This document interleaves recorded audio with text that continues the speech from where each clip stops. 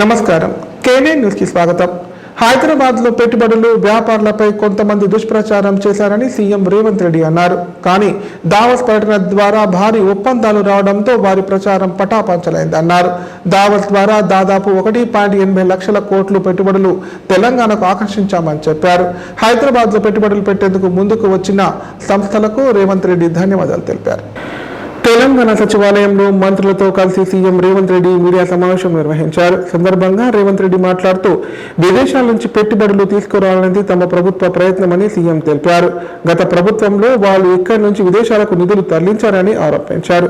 ఇక్కడ కొల్లగొట్టిన సొమ్మును విదేశీ పెట్టుబడులుగా చూపారని విమర్శించారు.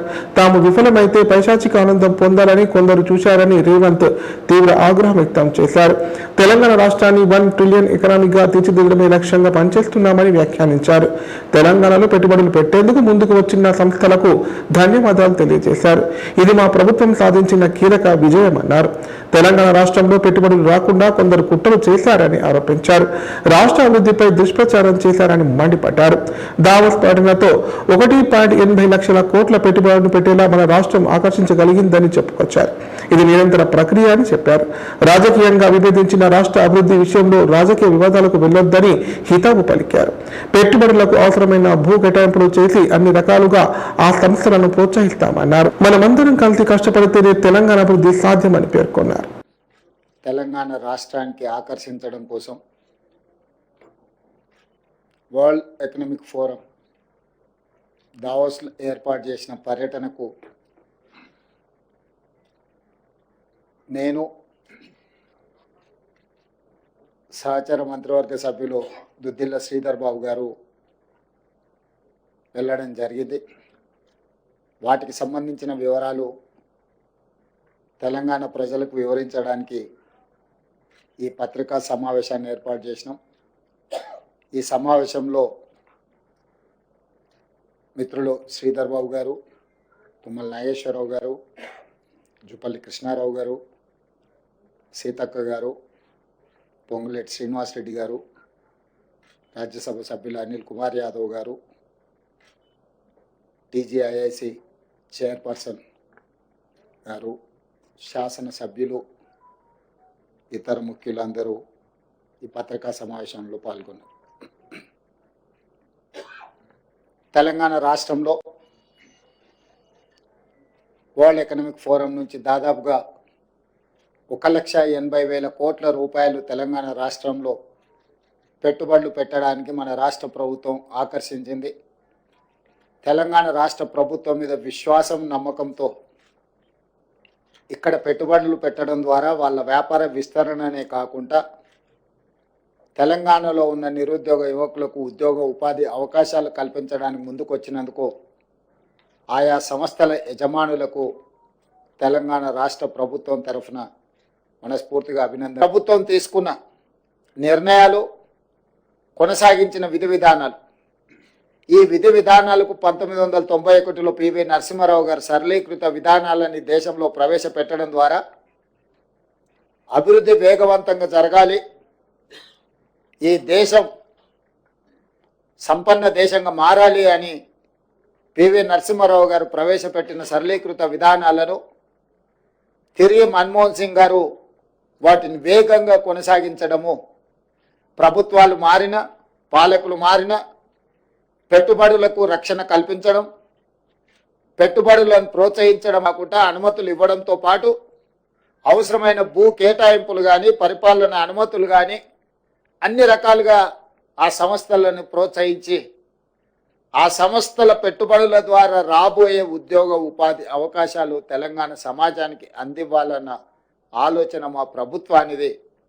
ఈ అంశాలను మేము దావోస్లో ఒప్పందాలలో బిజీగా ఉన్న మీడియా మిత్రులు తెలంగాణ ప్రజలకు ఎప్పటికప్పుడు చేరవేస్తూ ఎవరైనా అనుమానాలు సృష్టించాలన్నా, అపోహలతో కూడుకున్న ప్రచారాలు కల్పించిన మీడియా మిత్రులు వాటి అన్నిటిని కూడా పటాపంచలు చేస్తూ ఈ ప్రభుత్వం, ఈ రాష్ట్రం, ఈ హైదరాబాద్ నగర అభివృద్ధి మన అందరిది అని చెప్పి సహకరించిన మీడియా మిత్రులందరికీ కూడా మనసుతో లక్షలాది మంది ఈ తెలంగాణ రాష్ట్రంలో సాంకేతిక నైపుణ్యం లేక నిరుద్యోగులుగా ఉన్నారో వాళ్ళందరికీ ఉద్యోగ ఉపాధి అవకాశాలు కల్పించడానికి సింగపూర్ రాష్ట్ర ప్రభుత్వ ఆధ్వర్యంలో నడుస్తున్న ఐటీతో కూడా తెలంగాణ రాష్ట్ర ప్రభుత్వం ఒప్పందాలు చేసుకోవడం జరిగింది.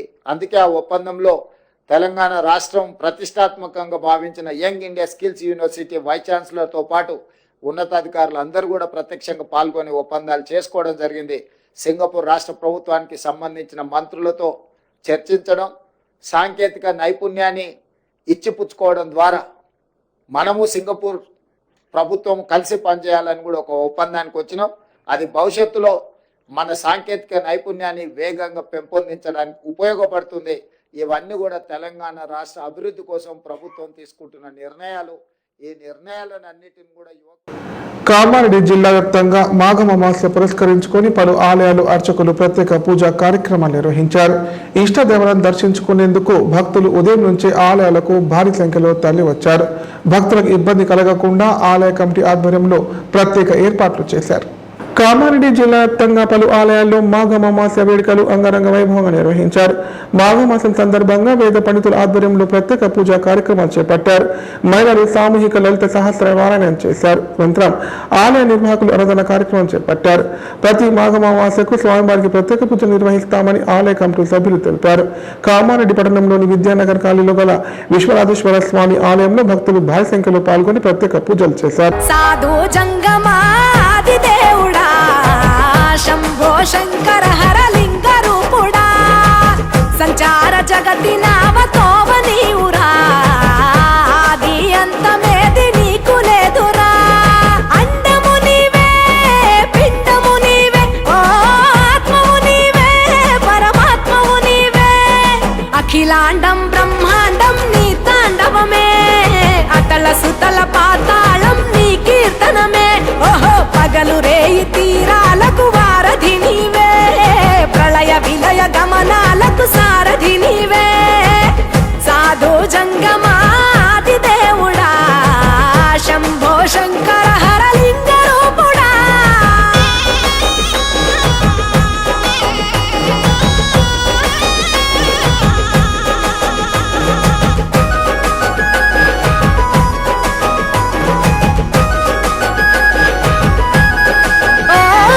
గిరీసురాసుత గౌరీ సఖీ అయ్యి నీ తోడుండా సంకాజోలే శంకు పుర్రే నీకు పుదండా రంగులేని నాగమణి మెడలో నా వెలుగుచుండా ఏమీ లేని భైరాగోలే యాచించుచుండా వెన్నెలనే తలపై కొలువై చిందులాడా ఎందుకురా బూడిద నీ నొసట.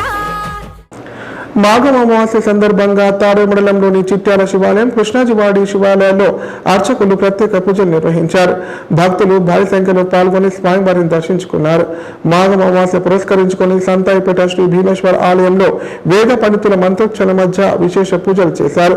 పలు ప్రాంతాల నుంచి భారీగా తల్లి వచ్చిన భక్తులు నదీ స్నానం ఆచరించి స్వామివారిని దర్శించుకున్నారు. భక్తులకు ఎలాంటి ఇబ్బందులు కలగకుండా నిర్వాహకులు అన్ని ఏర్పాట్లు చేశారు.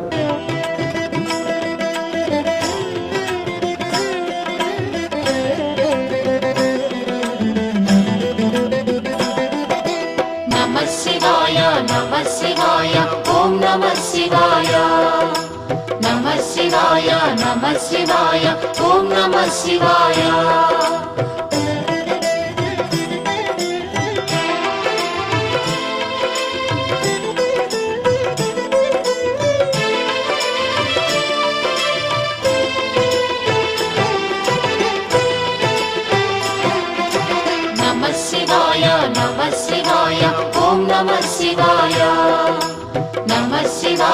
నమః శివాయ ఓం నమః శివాయ. త్రిలోకపాలుని త్రినేత్రధారుని శివలీలలు అతి మధురం. శివ ఓం నమః శివాయ. బ్రహ్మముఖమునా జనించిన ఆ శివుని కథలు అతి మధురం. హర ఓం నమః శివాయ. శివ ఓం నమః శివాయ.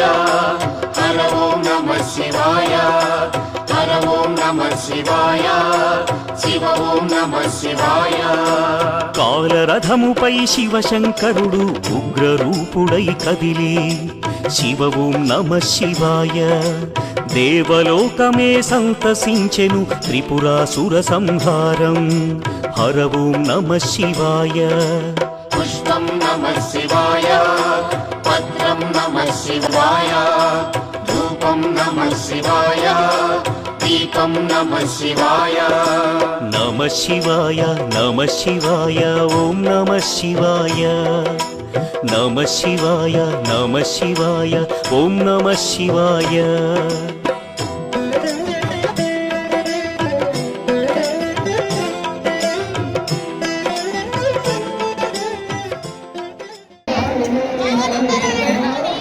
స్వామి అతను ఇది చూశారు కానీ పైన ఒకటే ఏకశిల అంటే ఒక శిల ఆ శిల లింగము పైన నాగపని లెక్క ఆ యొక్క నాగపని లెక్క ఉండి ఆ స్వామివారు ఆ స్వయంగా వెలిశారు స్వయంభూలింగం ఆ స్వయంభూలింగం పైన ఈ ఆదిశేషుని పడగ లెక్క ఆ నాగంబాబు లెక్క ఉండి కింద లింగం ఉద్భవించింది కూడా స్వయంగా వెలిసినటువంటి స్వామి ఆ చోళుల కాలం నాటికి ముందర ప్రాకారం అంతా కూడా చోళులు ఆ కాకతీయ రాజులు ఆ కాలంలో ఆ యొక్క దేవాలయాన్ని ముందర ఉన్నటువంటి ఆ మండపాన్ని నిర్మించినారు 16 స్తంభాలతోటి.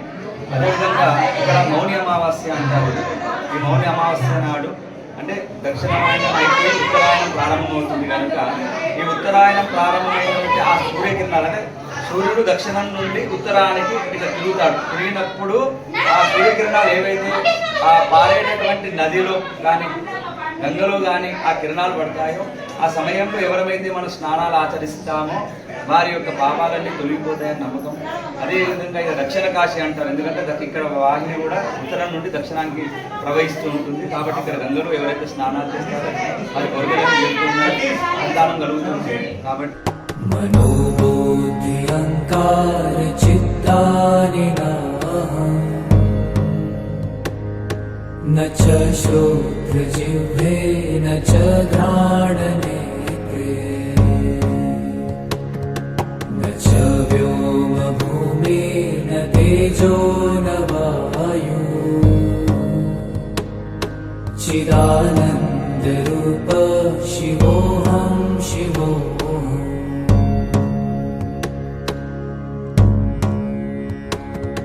न च प्राणसंज्ञो न वै पञ्चवायु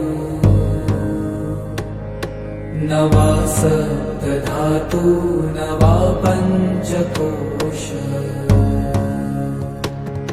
न वा पाणिपादं न चोपस्थपायु चिदानन्दरूप शिवोऽहं शिवोऽहम्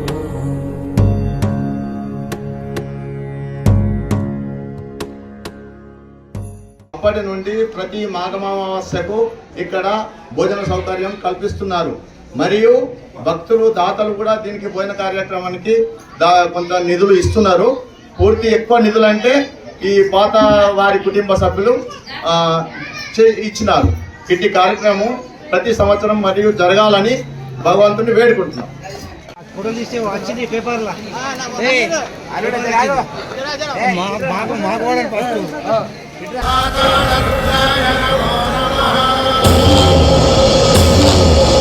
ఓం శివోహం ఓం శివోహం రుద్రనామం భజేహం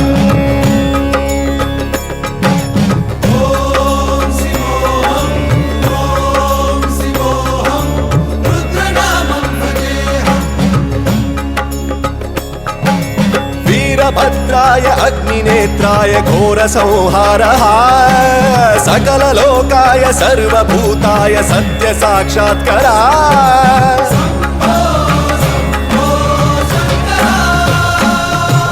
ॐ शिवोऽहं ॐ शिवोऽहं रुद्रनामं भजेऽहं हर हर हर हर हर हर हर हर महादेव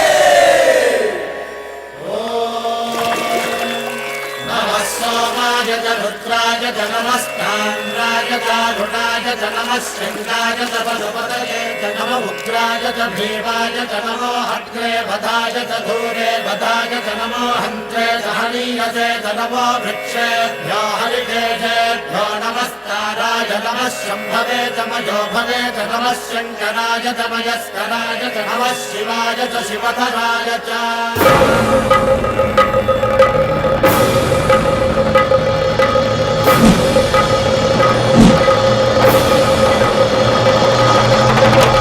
అండ బ్రహ్మాండ కోటి అఖిల పరిపాలన పూరణ జగత్కారణ సత్యదేవ దేవ ప్రియా వేద వేదార్థ సారా యజ్ఞ యజ్ఞోమయా.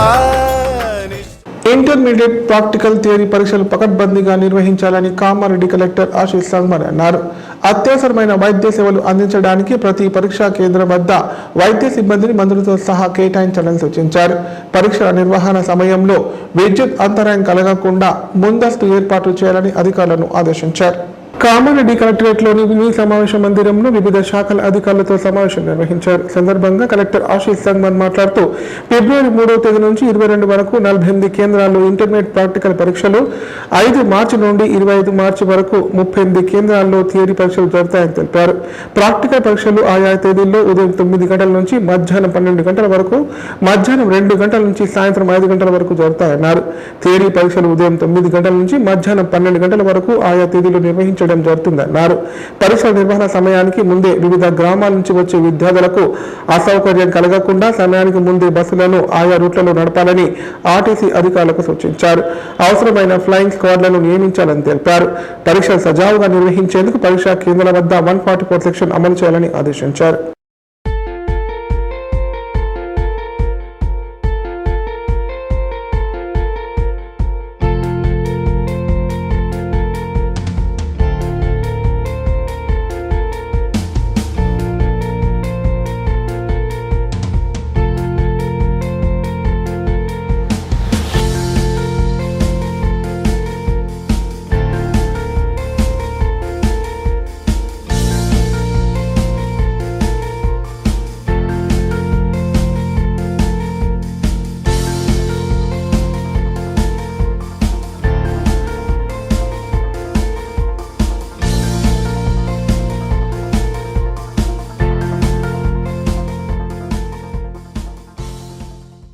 ఇప్పుడు ప్రకటనలు. Life hospital Kamareddy. కామారెడ్డిలో 50 పడకల ISO సర్టిఫైడ్ గల ఏకైక hospital life hospital Kamareddy. Aarogyasri, EHS మరియు అన్ని రకాల నగదు రహిత హెల్త్ ఇన్సూరెన్సులు గల ఏకైక hospital life hospital. Aarogyasri card లేదా తెల్ల రేషన్ కార్డు ఉన్న వారికి ఆరోగ్యశ్రీ మరియు ఆయుష్మాన్ భారత్ ద్వారా ఆపరేషన్లు ఉచితంగా చేయబడును. కామారెడ్డిలో కార్పొరేట్ స్థాయి ఖరీదైన వైద్యాన్ని ప్రతి పేద మధ్యతరగతి వారికి అతి తక్కువ ఖర్చుతో వైద్యం చేయబడును. నిజామాబాద్, హైదరాబాద్ వెళ్లవలసిన అవసరం లేకుండా అనుభవజ్ఞులైన వైద్య బృందంచే క్లిష్టమైన ఎముకల ఆపరేషన్లు, ఆర్థోస్కోపిక్, కీహోల్ సర్జరీలు, జాయింట్ రీప్లేస్మెంట్, మోకాళ్ల మార్పిడి, వెన్నుపూస ఆపరేషన్లు మరియు 4 గంటలు అత్యవసర వైద్య సేవలు అందించబడును. మా సదుపాయాలు: అత్యాధునిక operation theatre, laminar OT, ICU, x ray, physiotherapy, DEXA scan, pharmacy సౌకర్యాలు కలవు. రాష్ట్ర ప్రభుత్వ ఉద్యోగులకు ఫీజు రీయింబర్స్మెంట్ సౌకర్యం కలదు. సంప్రదించండి లైఫ్ హాస్పిటల్. తెలంగాణలో మొట్టమొదటిసారిగా అధునాతన పద్ధతిలో నరాల, మానసిక, sex, alcohol, fits treatment, AC intensive care unit ఇప్పుడు మన నిజామాబాద్ లో doctor B Keshavulu MD psychiatry, Osmania గారి ఆధ్వర్యంలో అన్ని సదుపాయాలు గల అత్యాధునిక అతిపెద్ద హాస్పిటల్ ప్రారంభించబడ్డది. నరాల బలహీనతలు, తలనొప్పి, ఫిట్స్, పళ్లు బిగపట్టడం, భయం, గుండెదడ, డిప్రెషన్, ఒంటరితనం, మంత్రాలు చేతబడి చేశారని అనుమానపడటం, వ్యతిరేకమైన ఆలోచనలు, తన గూర్చి మాట్లాడుకుంటున్నారని, చంపడానికి వస్తున్నారని భ్రమపడటం, ముట్టిందే ముట్టటం, కడిగిందే కడగటం, సెక్స్ లో బలహీనత, శీఘ్రస్ఖలనం, హస్తప్రయోగం, సెక్స్ లో తీవ్ర అసంతృప్తి, భార్యాభర్తల మధ్య అనుమానాలు, పిల్లల అల్లరి, అతికోపం, మతిమరుపు, చదువులో వెనుకబాటుతనం, alcohol, cigarette, gutka, Gul form బానిసైన వారికి స్పెషల్ ట్రీట్మెంట్. గమనిక: ఆధునిక ఏసీ వార్డు, అత్యంత విశాలమైన భవనం, అన్ని నరాల మానసిక సమస్యలకు మరియు ఆల్కహాల్ ను మాన్పించుటకు అడ్మిషన్స్ సౌకర్యం గల తెలంగాణలోనే అతిపెద్ద hospital doctor Keshavulu hospital. Bus stand ఎదురుగా లైన్, ఖలీల్వాడి, నిజామాబాద్. ఫోన్ 08462255189. విద్యార్థులకు వండిపెట్టే భోజనంలో నాణ్యత లోపిస్తే కఠినమైన చర్యలు తీసుకుంటామని నిజామాబాద్ జిల్లా కలెక్టర్ రాజీవ్ గాంధీ హనుమంతు అన్నారు. తాజా కూరగాయలు, నాణ్యమైన పప్పు దినుసులు, సన్న బియ్యంతో భోజనాన్ని పెట్టాలని చెప్పారు. ఆసుపత్రికి వచ్చే రోగులను నిర్లక్ష్యం చేయకుండా సరైన వైద్యాన్ని అందించాలని సూచించారు. బుధవారం వర్ణి మండలం పాతవర్ణి గ్రామంలోని జ్యోతిబాపూలే బాలికల హైస్కూల్ నిజామాబాద్ జిల్లా కలెక్టర్ రాజీవ్ గాంధీ హనుమంతు ఆకస్మికంగా తనిఖీ చేశారు. రోజువారీ కూరగాయలు, బియ్యము, పప్పు దినుసులు నిల్వ గదులను, భోజనం వండే విధానాన్ని కలెక్టర్ పరిశీలించారు. తాజా కూరగాయలు, నాణ్యమైన పప్పు దినుసులు, సన్న బియ్యంతో విద్యార్థులకు భోజనాన్ని వండి పెట్టాలని, ఎక్కడైనా నాణ్యత లోపిస్తే సహించేది లేదన్నారు. ఏ రోజుకు ఆ రోజు తాజా కూరగాయలతో భోజనాన్ని వడ్డించాలని, పరిశుభ్రత పాటించాలని సూచించారు. అనంతరం మండల కేంద్రంలోని ప్రభుత్వ ఆసుపత్రిని తనిఖీ చేశారు. ఇన్ అవుట్ పేషెంట్ల వివరాలను, పడక గదులు, రోగులకు ఇచ్చే మందుల వివరాలను, ఆసుపత్రిలో ఉన్న సౌకర్యాలను, ఆసుపత్రికి వచ్చే రోగుల వివరాలను సిబ్బందిని అడిగి తెలుసుకున్నారు. ఆసుపత్రికి వచ్చే రోగులకు సరైన వైద్యాన్ని అందించాలని, నిర్లక్ష్యం చేయరాదని సూచించారు.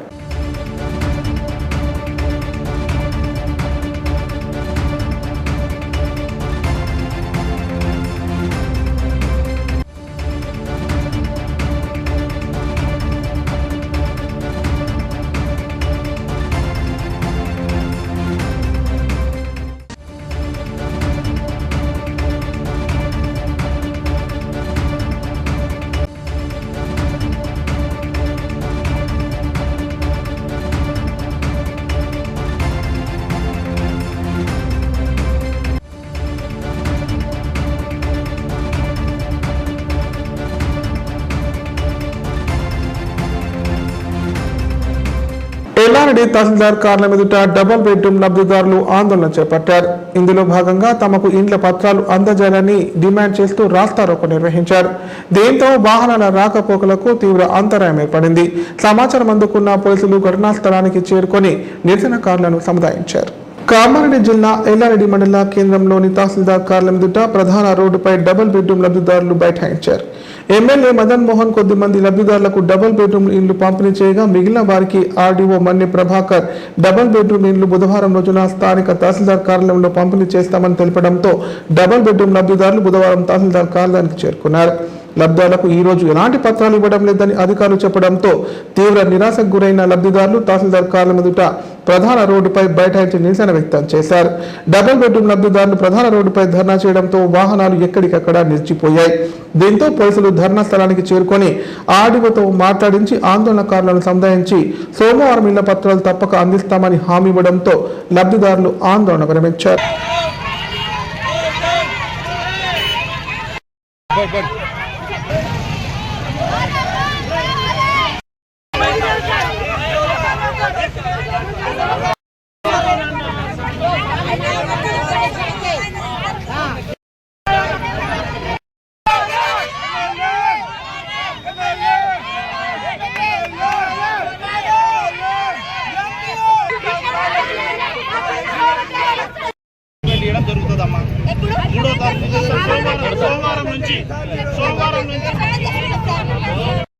ఇల్లు ఇస్తామని చెప్పిండ్రు, ఇయ్యలేరన్నా.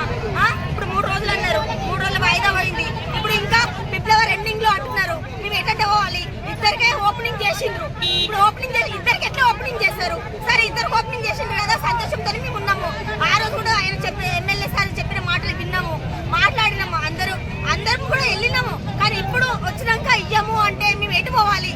రోడ్డుకి ఎటు ఉండాలి? రోడ్డు మీదే కూర్చున్నాము. మా ప్రాణాలు ఇవ్వడానికి కూడా సిద్ధపడుతున్నాము. సరే, ఇచ్చేస్తాం కూడా. ఇది మటు నిజం చెప్తున్నాం. మాకు ఇల్లు కావాలన్నా, మా ఇళ్ళ కోసం మేము పోరాడుతున్నాం, మేము ధర్నా చేస్తున్నాం. అంతే. ఇక అందరికి మించి ఆయన దండం పెడతాం. మేము వెయ్యింది, మేము నడిపేది ఓట్లు ఎట్లా గెలుస్తున్నారు? ఇప్పుడు ఎలక్షన్లు వస్తున్నాయని గెలుస్తున్నారా? చెప్తున్నారా? దేనికి ఇవన్నీ ఎందుకు? అందరికీ నమస్కారం. పెద్దలందరికీ నమస్కారము. మనము డబుల్ బెడ్రూమ్ ఇళ్ళ నిర్మాణం కంప్లీట్ చేసుకున్నాము. ఆ డబుల్ బెడ్రూమ్ లబ్ధిదారులను మనం ఆల్రెడీ ఎంపిక చేసుకున్నాము. వాళ్ళందరూ లిస్టు మన దగ్గర ఉంది, అర్హుల జాబితా మన దగ్గర ఉంది. ఎవరెవరికైతే ఇంట్లో వచ్చినాయో వాళ్ళందరికీ తెలుసు. ఫోన్ కూడా చేసి చెప్పడం జరిగింది. వాళ్ళ సర్టిఫికేట్ వాళ్ళకు ఉన్నదన్న విషయం కూడా తెలుసు అందరికీ.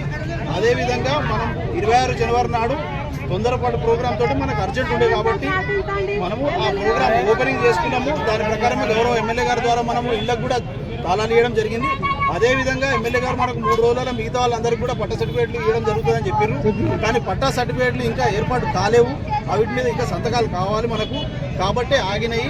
ఇప్పుడు ఎమ్మెల్యే గారు మాతో ఫోన్లో కూడా మాట్లాడారు, ఆర్డీఓ గారితో కూడా ఫోన్లో మాట్లాడారు, గౌరవ ఎస్ఐ గారితో కూడా ఫోన్లో మాట్లాడారు. 3 రోజులలో మీరు వాళ్ళకి ఎట్టి పరిస్థితుల్లో ఇల్లు ఏమంటారు పట్టాలు ఇవ్వాలన్నారు. ఇప్పుడు సంక్షిప్త వార్తలు. తెలంగాణ రాష్ట్ర వ్యాప్తంగా అర్హులైన వారందరికీ రేషన్ కార్డులు మంజూరు చేయాలని కోరుతూ బేర్కోట్ తహసీల్దార్ కార్యాలయంలో తహసీల్దార్ లతా కుమారికి బీజేపీ నాయకులు వినతి పత్రం అందజేశారు. ఈ సందర్భంగా వారు మాట్లాడుతూ రాష్ట్ర వ్యాప్తంగా అభయహస్తం పథకం కింద 34 లక్షల మంది దరఖాస్తు చేసుకున్నారన్నారు. దాంట్లో 24 లక్షల మంది సభ్యులను చేర్చారని 10 లక్షల మంది కొత్త రేషన్ కార్డుల కోసం దరఖాస్తు చేసుకున్నారన్నారు. కానీ రాష్ట్ర వ్యాప్తంగా అన్ని మండలాల్లో పైలట్ గ్రామం కింద కేవలం ఒకే గ్రామాన్ని ఎంపిక చేయడం దురదృష్టకరమన్నారు. ముఖ్యమంత్రి రేవంత్ రెడ్డి అర్హులైన వారందరికీ రేషన్ కార్డులు మంజూరు చేస్తామని చెప్పి చేయకపోవడం సిగ్గుచేటన్నారు. ఈ విషయంలో సీఎం జోక్యం చేసుకుని తెలంగాణ రాష్ట్రంలోని అన్ని గ్రామాల అర్హులైన వారికి రేషన్ కార్డులు మంజూరు చేయాలని డిమాండ్ చేశారు. రాష్ట్రంలో సీఎం రేవంత్ రెడ్డి గారు ఆయన గద్దెనెక్కిన తర్వాత తెలంగాణ రాష్ట్రంలో ఉన్న అందరికీ రేషన్ కార్డులు మంజూరు చేస్తామని చెప్పేసి ఈరోజు ఆయన తెలంగాణ రాష్ట్ర వ్యాప్తంగా మొత్తం 89.99 లక్షల రేషన్ కార్డులు ఉన్నాయి. దాంట్లో 34 లక్షల మంది రేషన్ కార్డుల కోసం అప్లై చేసుకుంటే దాంట్లో 24 లక్షల మంది దాంట్లో కొత్తగా సభ్యులు యాడ్ కావాలని చెప్పేసి అప్లై చేసుకున్నారు. ఇంకొక 10 లక్షల మందికి కొత్త రేషన్ కార్డుల కోసం అప్లై చేసుకున్నాడు. కానీ దురదృష్టవశాత్తు ఈ తెలంగాణ రాష్ట్రంలో రేవంత్ రెడ్డి గారు ప్రజలకు ఇచ్చిన హామీలను నెరవేర్చుకోలేకపోయారు. అయితే ఈ తెలంగాణ రాష్ట్రంలో ఆయన ఇచ్చిన హామీనే ప్రజలు స్వీకరించారు. కాకపోతే ఇంకొక దురదృష్టకరమైన విషయం ఏంటంటే ఈ తెలంగాణ రాష్ట్రంలో ఇన్ని మండలాలు ఉన్నా కానీ మండలంలో ఓన్లీ మండలంలో ఒక గ్రామానికి మాత్రమే రేషన్ కార్డుకి పైలట్ గ్రామం కింద ఇవ్వడం చాలా దురదృష్టకరం. తెలంగాణ రాష్ట్రంలో ఉన్న అన్ని మండలాలలో అన్ని గ్రామాలలో అర్హులైన వారికి రేషన్ కార్డులు ఇవ్వాలని చెప్పేసి భారతీయ జనతా పార్టీ నుంచి మేము కోరుతున్నాం.